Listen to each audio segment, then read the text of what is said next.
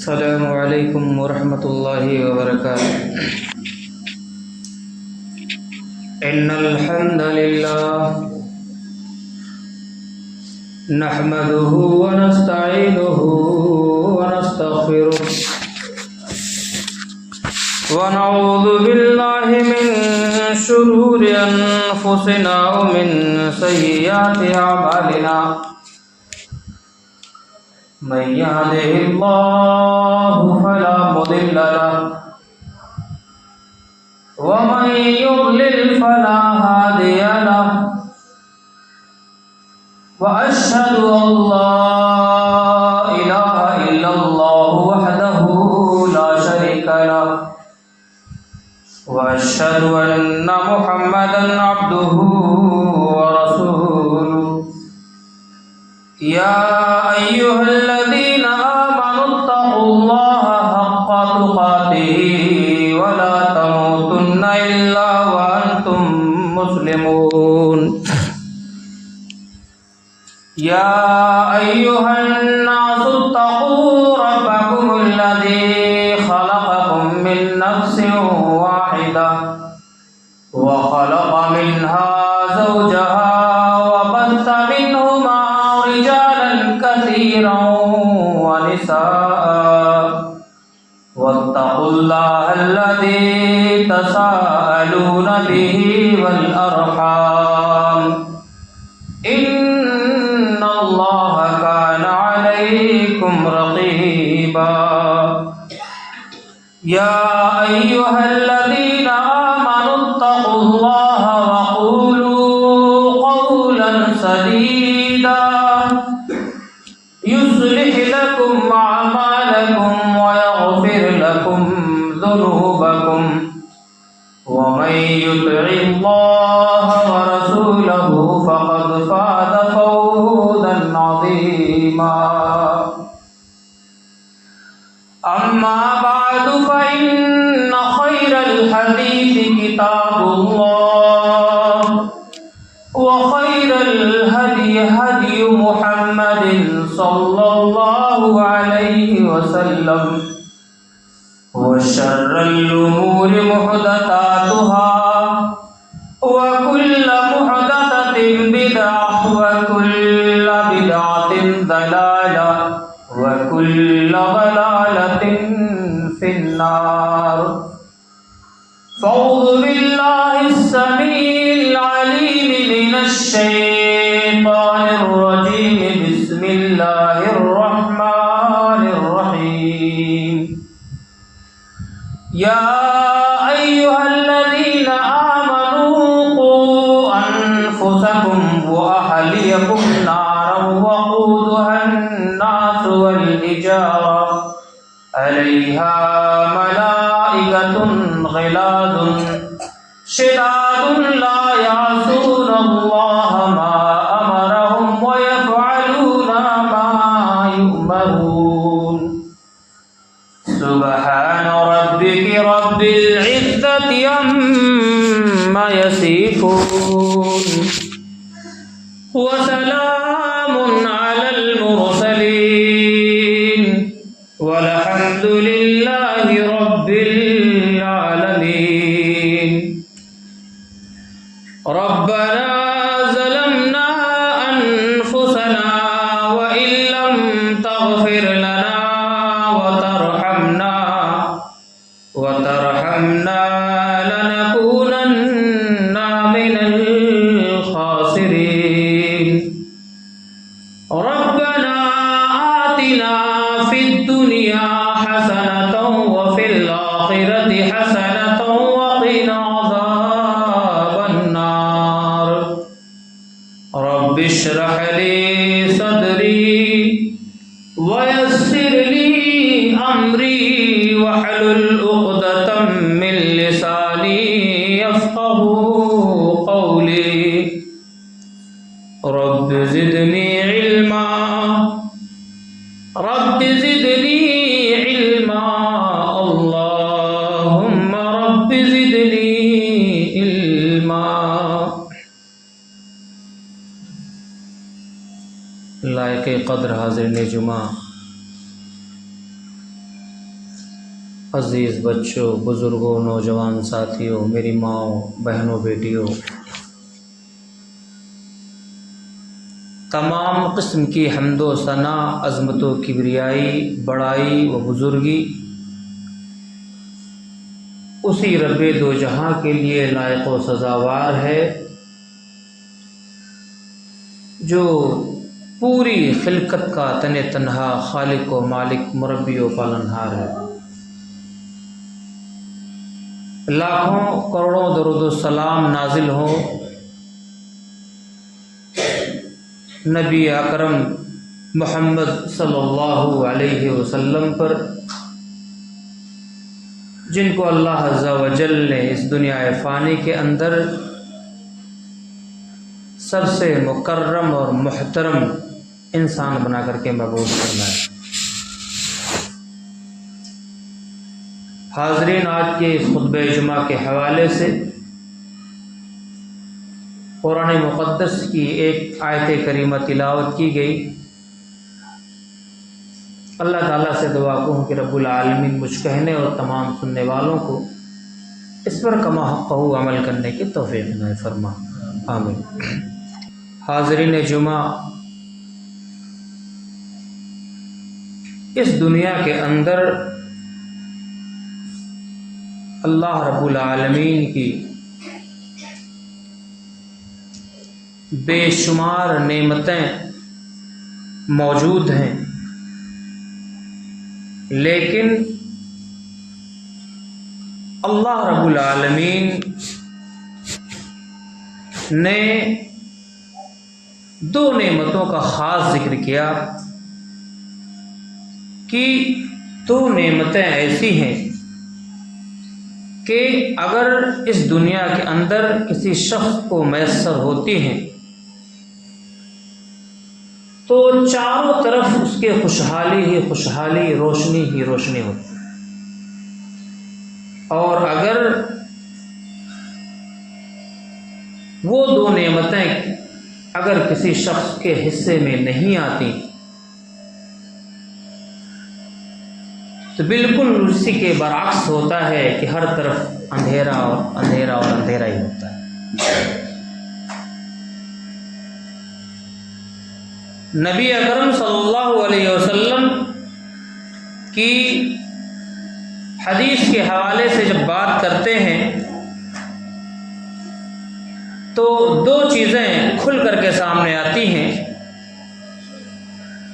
کہ آپ کے مال اور آپ کے اولاد جو ہیں یہ دونوں کے دونوں آپ کے لیے دنیا کے اندر بطور زینت ہیں۔ آپ کی اولادیں اور آپ کے مال آپ کی زندگی کے لیے زینت ہے، بڑی خوبصورتی ہے یہ دونوں۔ اگر یہ دو چیزیں آپ کے پاس نہ ہوں تو جس آدمی کے پاس یہ چیز نہیں ہے آپ اسے دیکھ کر کے ریئلائز کر سکتے ہیں، محسوس کر سکتے ہیں، اندازہ لگا سکتے ہیں۔ انہی دو نعمتوں میں سے ایک نعمت کے بارے میں ذکر کی گئی بات اس آیت کریمہ کے اندر۔ یہ جو آیت کریمہ آپ کے سامنے پڑھی گئی کہ یا ایھا الذین آمنوا قوا انفسکم واہلیکم نارا، وہ جو ایک نعمت ہے وہ اولاد کی نعمت ہے۔ آل و اولاد کے حوالے سے اللہ رب العالمین نے گفتگو کی کہ اے وہ لوگوں جو ایمان لائے ہو، قوا انفسکم، اپنے آپ کو بچاؤ، واہلیکم، اور اپنی اولادوں کو بچاؤ، نارن، آگ سے، جہنم کی آگ سے بچاؤ۔ اب جہنم کی آگ کیسی ہوگی؟ وہ آپ دنیا کی آگ سے موازنہ کر سکتے ہیں، تلنا کر سکتے ہیں۔ دنیا کی جو آگ ہے یہ عام انسانوں کو، گھر کو، کھیتی باڑی کو جلانے کے لیے کافی ہوتی ہے، انسان کو خاکستر کرنے کے لیے کافی ہوتی ہے۔ جو دنیا کے اندر آگ موجود ہے جسے ہم اور آپ استعمال کرتے ہیں، جہنم کی جو آگ ہے وہ دنیا کی آگ سے 69 یعنی 69 گنا زیادہ 69 گنا زیادہ تیز ہے۔ اب آپ غور کر سکتے ہیں کہ جہنم کی آگ میں جانے کے بعد کی جو کنڈیشن ہوگی وہ کیا ہوگی۔ اللہ تبارک و تعالیٰ اسی آیت کے اندر تھوڑا سا آگے بڑھتے ہیں، دوسرے جز کے اندر وہ کہتے ہیں وقودها الناس والحجارہ، اور جہنم ایسی جگہ ہے کہ جس کا ایندھن پتھر اور آگ انسان ہوں گے، عام انسانی ہم اور آپ جیسے لوگ جو موجود ہیں دنیا میں۔ یعنی جہنم کی جو ایندھن ہوگی، جیسے ہمارے ہاں گاڑی چلانے کے لیے ایندھن پیٹرول ہے، مٹی کا تیل ہے، ڈیزل ہے، اسی طرح جہنم کی جو خوراک ہے وہ پتھر اور انسان ہوں گے۔ تیسرا جز ہے علیہا ملائکۃ غلاظ شداد، اس جہنم کی نگرانی کے لیے، رکھوالی کے لیے اللہ رب العالمین نے جن فرشتوں کی تقرری کر رکھا ہے وہ بڑے کیا سخت ہوں گے۔ یعنی کہ اگر کسی کو جہنم میں پھینکنا ہے، ڈالنا ہے، تو وہ کسی قسم کا دیر لاگ لپیٹ کچھ کرنے والے نہیں ہیں، بلا چوچرا آپ کو ڈال دیا جائے گا۔ چوتھا جز لا یعصون اللہ ما امرهم ویفعلون ما یؤمرون، اللہ تعالیٰ کی یہ جو مخلوق ہے فرشتوں والی، یہ ایسی مخلوق ہے کہ یہ کسی بھی کنڈیشن میں اللہ رب العالمین کی نافرمانی نہیں کرتی، یہ وہی کرتے ہیں اللہ رب العالمین نے جو کام کرنے کا انہیں حکم دے دیا گیا۔ لا یعصون اللہ ما امرهم ویفعلون ما یؤمرون، یعنی اس آیت کریمہ میں اس بات کا انکشاف ہوا کہ اولاد کی حفاظت بڑی ضروری ہے، ان کی تربیت بہت ضروری ہے۔ دوسرے جگہوں پر آیا انکم اموالکم واولادکم فتنہ، کہ اولاد اور یہ مال تمہارے لیے فتنہ کے باعث ہیں، آزمائش ہے آپ کے لیے۔ اور ایک جگہ پہ یہ بات کہ آپ کی یہ جو اولاد ہے یہ زینت ہے آپ کے لیے، چمک ہے، روشنی ہے آپ کے لیے اولاد ہے۔ پھر یہ ابتلا اور آزمائش کیسے بن جاتے ہیں؟ آپ کی دولت سے آپ کے گھر میں 4 چاند لگ جاتا ہے، پھر وہ دولت آپ کے لیے آزمائش کیسے ہو جاتی ہے، آپ کے لیے فتنہ کیسے بن جاتی ہے؟ اس پر ہم 2 منٹ بات کریں گے انشاءاللہ۔ مال جو اللہ رب العالمین کی ایک نعمت ہے، کئی نعمتوں میں سے ایک نعمت مال ہے۔ اللہ رب العالمین جب آپ کو مال عنایت کرے تو آپ اس کی قدر کریں اور بدلے میں سجدے تشکر کیا کریں، یعنی شکرانے کی نماز پڑھ لیا کریں۔ اگر اللہ رب العالمین کی کوئی نعمت آپ کو بڑی اچھی لگتی ہے کہ ہاں یہ تو کم سے کم کسی لائق ہے، یوں تو دیکھا جائے دنیا کے اندر جتنے بھی نعمتیں اللہ تعالیٰ کی ہیں وہ سارے کے سارے قابل تشکر ہی ہیں، لیکن کچھ چیزیں ایسی ہوتی ہیں جو آپ کو بے حد اندر سے خوش کرتی ہیں، اندر سے خوش کرتی ہیں آپ کو، تو آپ شکرانے کی نماز پڑھیں، شکر ادا کریں اللہ تعالیٰ، یہ ضروری ہے۔ لیکن وہی مال جو اللہ تعالیٰ نے آپ کو دی ہے، اس مال میں بہت سے لوگوں کے حقوق ہیں، آپ اس مال کو ناجائز راستوں پر خرچ کرنا شروع کر دیں، ناچ گانوں پر لگانا شروع کر دیں، عیاشی اور جوئے بازی شروع کر دیں، سود خوری اور حرام خوری کا کام شروع کر دیں، رشوت کا کاروبار شروع کر دیں، اس طرح سے دنیا کا کوئی کاروبار آپ شروع کر دیں اس دولت سے اللہ تعالیٰ کی، تو وہ دولت آپ کے لیے باعث زحمت ہو جائے گی، وہ آپ کے لیے آزمائش ہو جائے گی، آپ کے لیے مصیبت بن جائے گی۔ اسی طرح سے آپ کی اولادیں ہیں، جن کو اولادیں نہیں ہیں، اولاد کی اہمیت ان سے پوچھو، ہمیں بہت زیادہ تفصیل میں جانے کی ضرورت نہیں ہے، لیکن جن کے پاس اولادیں موجود ہیں وہ اپنی اولادوں کے لیے کیا کر رہے ہیں؟ کیا تیاری بنائی ہے آپ نے اپنی نسلوں کے لیے؟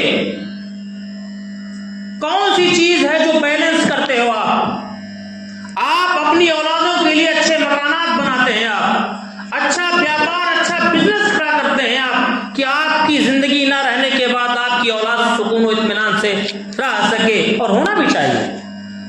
آپ کرتے ہیں کس لیے؟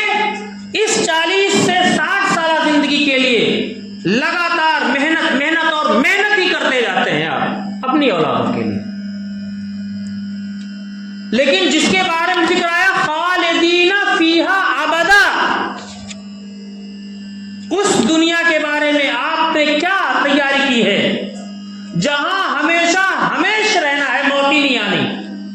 40-60 سالہ کی زندگی کو مینٹین کرنے کے لیے آپ مستقل جدوجہد کرتے ہیں، جو پرماننٹ لائف ہوگی، جو دنیا کبھی ختم ہونے والی نہیں ہوگی، جہاں موت کو موت آ جائے گی، موت آنی نہیں ہے، اس دنیا کے لیے کیا پریپریشن ہے؟ آپ کی اولاد کے لیے آپ نے کیا تیاری کی ہے کہ وہ جو اس کی دائمی زندگی آنے والی ہے مستقبل میں، اس دائمی زندگی میں وہ سکون و اطمینان سے کیسے رہے گا؟ اس کی تیاری آپ نے کی آیا نہیں؟ اگر آپ اس دنیا کے لیے تیاری کر رہے ہو تو آخرت کے لیے تیاری کون کرے گا؟ جبکہ تاریخ گواہ ہے، بڑے بڑے مورخوں نے تحریر کی ہے اس بات کو۔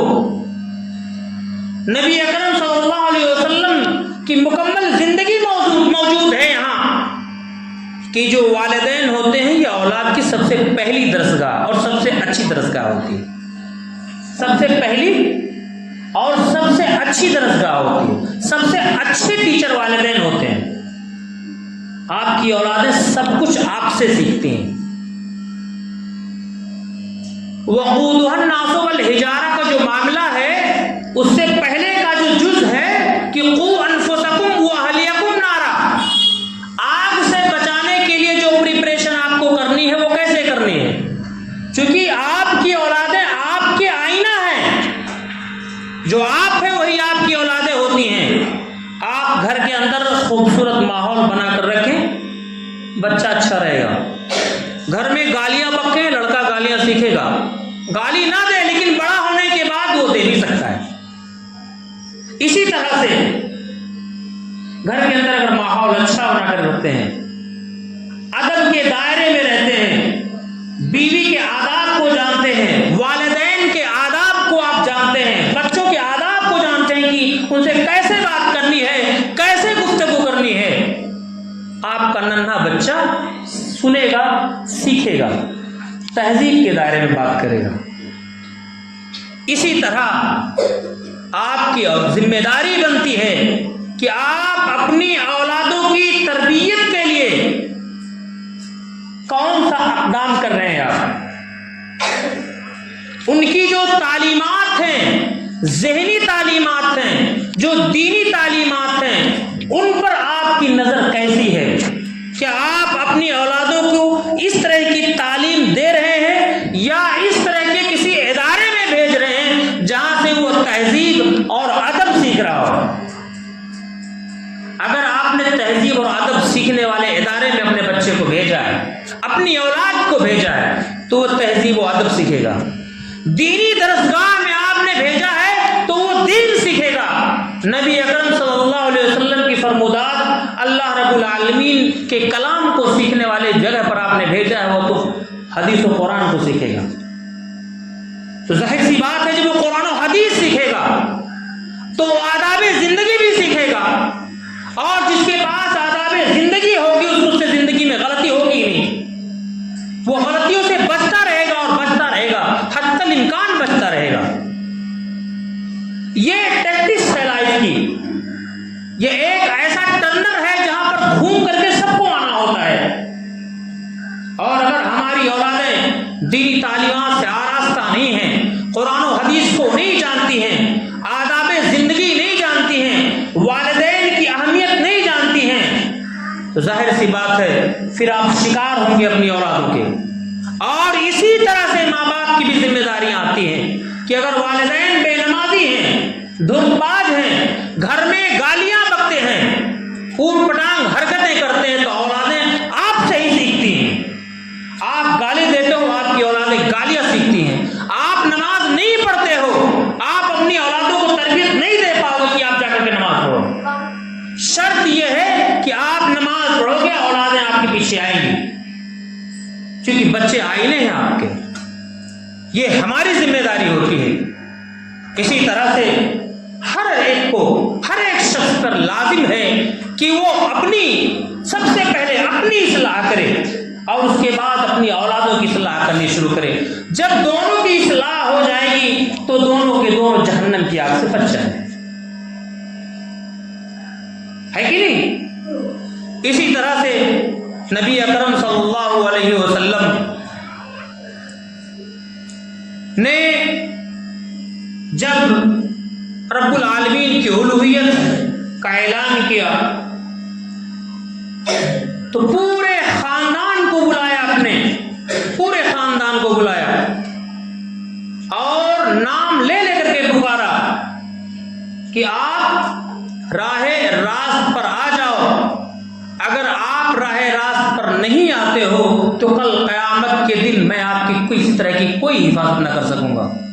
یہاں تک کہ حضرت فاطمہ رضی اللہ تعالی عنہا کا بھی ذکر آتا ہے، ان کا بھی نام لے کر اللہ کے رسول نے کہا کہ آپ بھی راہ راست پر آ جاؤ، ورنہ کل ہم کچھ نہ کر سکیں گے۔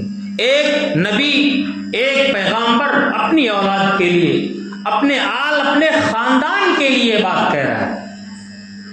اسی طرح سے قرآن کے اندر ایک شخص کا تذکرہ آتا ہے، لقمان حکیم کا، ہے کہ نہیں؟ وہ کوئی ڈاکٹر نہیں تھے، بڑے حکمت والے تھے، عقل مند آدمی تھے، اور ایسے عقل مند تھے کہ ان کا تذکرہ اللہ رب العالمین نے قرآن کے اندر کیا تاکہ رہتی دنیا تک لوگ اس سے عبرت حاصل کریں۔ اور لقمان حکیم اگر اتنے حکمت والے تھے تو انہوں نے اپنی اولاد کو کیا نصیحت کی ہے، یہ سمجھنے کی چیز ہے، اس پر غور کرنے کی چیز ہے۔ تو ہم نے اپنے اولاد کو کیا نصیحت کی کہ اے میری اولاد، اے میرے بچے، اے میرے بیٹے، اللہ تعالیٰ کی ذات کے ساتھ کسی کو شریک نہ کرنا۔ کیوں؟ ان الشرک لظلم عظیم، شرک بہت بڑا ظلم ہے، اور اللہ رب العالمین کا جو معاملہ ہے اس میں بڑا سخت ہے۔ دوسری جگہ پر ہے کہ ان اللہ لا یغفر ان یشرک بہ ویغفر ما دون ذلک، یعنی لقمان حکیم اپنی اولاد کو تعلیم کس بات کی دے رہے ہیں کہ اللہ تعالیٰ کے ساتھ کسی کو شریک نہ ٹھہرانا۔ ہم اور آپ جو اتنے حکمت والے ہیں، جن کے نام کا تذکرہ اللہ تعالیٰ نے قرآن میں کیا، ہماری حکمت و دانائی بڑی کمال کی۔ کیا ہم میں سے کوئی شخص ایسا موجود ہے جو اپنے گریبان میں منہ ڈالے اور سوچے کہ آج سے کتنے دن پہلے یا کتنے سال پہلے اس نے اپنی اولاد سے محبت بری بات کی ہو، پیار سے بلایا ہو، پیار سے گلے لگایا ہو، پیار سے اس کے پیشانی کو بوسہ دیا ہو؟ کتنے باپ ہیں جنہوں نے اپنی اولادوں کو اس طرح سے کیا؟ اما عائشہ فرماتی ہیں کہ نبی اکرم صلی اللہ علیہ وسلم اپنے بیٹیوں کی بڑی عزت کیا کرتے تھے۔ جب حضرت فاطمہ الزہرا گھر آیا کرتی تھی تو اللہ کے رسول صلی اللہ علیہ وسلم ان کی استقبال میں کھڑا ہو جایا کرتے تھے، ان کے ہاتھ کا بوسہ لیتے تھے، ان کی پیشانی کا بوسہ لیتے تھے۔ ہم اور آپ میں سے کتنے لوگ ہیں جنہوں نے اپنی بیٹیوں کو 2 سال 4 سال کے بعد ملاقات کی ہو اور عزت سے اپنے بغل میں بٹھایا ہو، اس کی پیشانی کا پیار سے بوسہ لیا ہو، یا اس چھوٹی بچی کو جو 10 سے 12 13 سال کی ہے، جو آپ کے پاس پروان چڑھ رہی ہے، آپ نے محبت سے کب اس کو اپنے بغل میں بٹھایا ہے؟ کب آپ نے اس کے پیشانی پر بوسہ دی ہے؟ کب آپ نے پیار کیا اپنی بیٹی کو؟ جانتے ہیں یہ کانڈ اسی لیے ہوا کرتے ہیں کہ جب اولادوں کو، بیٹوں کو، بیٹیوں کو گھر میں پیار نہیں ملتا تو باہر والا کوئی پیار کا دکھاوا کر کے اڑا لے جاتا ہے۔ چونکہ جو پیار اور محبت ہے یہ دل میں ڈالی ہوئی چیز ہے، ہر آدمی کو اس کی ضرورت ہے،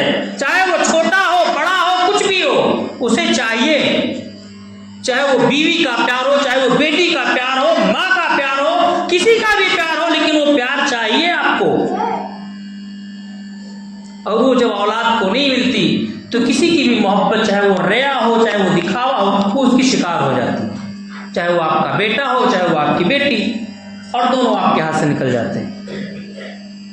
تو اگر نبی اکرم نے اپنی بیٹی سے محبت اس طرح سے کی ہے تو وہ ہمارے آئیڈیل ہیں، ان کی آئیڈیالوجی پر ہمیں کام کر لینا چاہیے۔ اسی طرح سے ہماری ذاتی زندگی، ہم نے مخلصانہ طور پر کوئی بھی کام کیا ہی نہیں۔ آپ اللہ تعالیٰ کی عبادت کریں تو مخلص رہیں، آپ خالص عبادت کریں، دکھاوے کی ضرورت نہیں کہ مولوی صاحب کھڑا ہے تو چلو سحریہ پڑھ لو گھوم آئے، لیکن یہ نماز نہیں پڑھا، ضرورت نہیں اس کی۔ آپ جو بھی کریں، کسی طرح کی بھی عبادت کریں، وہ خالص ہونی چاہیے۔ آپ اپنی اولادوں کی تربیت کریں، وہ خالص ہونی چاہیے، دکھا۔ دنیا کے سب سے اچھی اور سچی درسگاہ والدین کی گود ہوتی ہے، اور اس کے بعد اسلامی درسگاہ ہوتے ہیں، اس کے بعد دنیا کی کسی بھی درسگاہ میں آپ لے کر کے جاؤ، اس کی پوری اجازت، تب آپ کی اولادیں اور آپ جہنم کی آگ سے بچ پاؤ گے اور بچا پاؤ گے۔ یہ سب پر لاگو ہوتا ہے اور یکساں ہوتا ہے۔